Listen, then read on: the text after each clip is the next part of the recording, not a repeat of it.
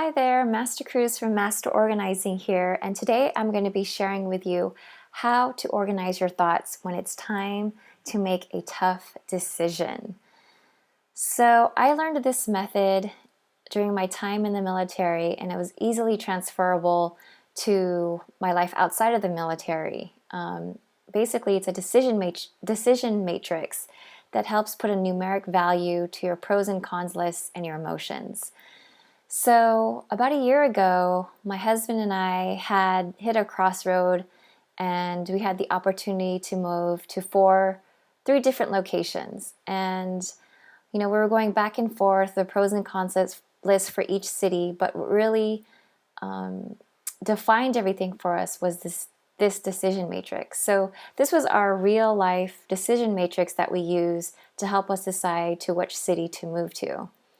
So the first thing you want to do is list all the factors and parameters that affect your decision. So these are all of our factors that helped us determine our decision.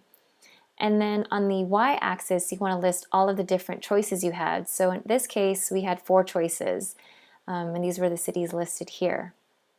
And whatever tough decision you're making, this can go on, to 10 different choices. Whatever the choice number is, it works for 2. So you want to list all the factors in the Y column and all the choices in the X row. So, and also you don't have to use an Excel or spreadsheet. My husband and I are just in the habit of using spreadsheets, so which is why we use this. And it was a little bit more detailed, so we needed something that would tabulate the summary of everything. So going down the parameters, we wanted a good school for our son. We needed a daycare.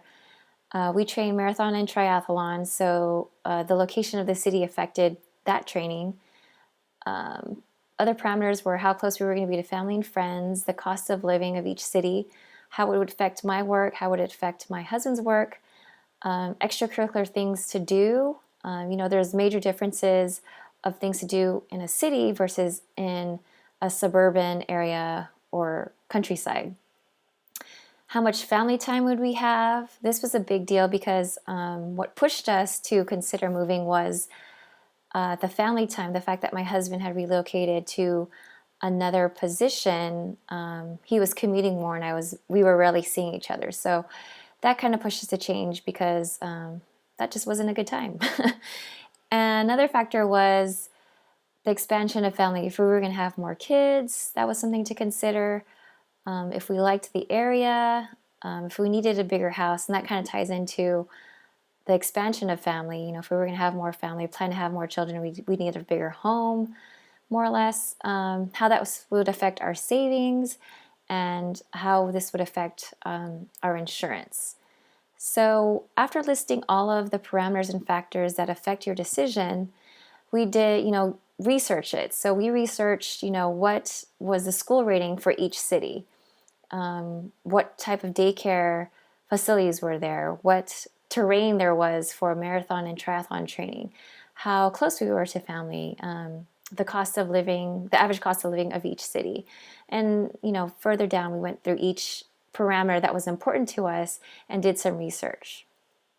So after researching that, again, we listed each city on the X column here, and the next important step you want to do now is to rank it. So we had 4 choices, so the numerical value was going to be 1 through 4. We designated 4 as being good and 1 being bad. So the higher the number a city got, the better choice it would be. And if it was a lower number, that means it wasn't so great. So one by one, we ranked each city based on our research. And the thing was, you can't have ties. You can't say Santa Monica and Northern California have great school systems, but you can't list them both as 4. So between the 2, we had to decide which was better and choose that as 4 and the other 3, and then rank as seen here. You don't have to, do that. If you play golf, for example, you could say 1 is good and 4 is bad, and in the end, the lower number total is what you're choice should be, but in this case, we decided to say the higher the number, the higher the total, the better choice it was for us. So, one by one, again, we ranked each city based on our factor and parameters. And in the end, we totaled everything up, which is why we use, Excel sheets and spreadsheets, because it tabulates it really fast. And what ended up happening was Santa Clarita ended up being the best choice by 1 point. So that's what I'm saying. Like this, if you have a tough decision to make, like this numerically tells you like Santa Clarita is going to be better than Santa Monica.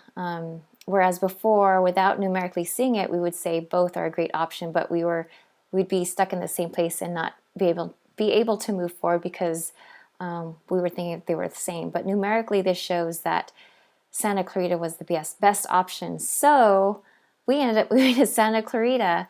And this can change, but for now, this is how it ended up being. So that is how you organize your thoughts, your pros and cons list, and your emotions to make a tough decision. I mean, this could be for like buying a car, buying a house, renovating your house. There's so many things you can use a decision matrix for. So let me know what you thought of this video, and if you would ever use the decision matrix, let me know. If you liked this video, subscribe to the Master Organizing channel and share with your friends. If you want even more great organizing tips, sign up for email updates at masterorganizing.net. Thanks for watching, and I'll catch you next time.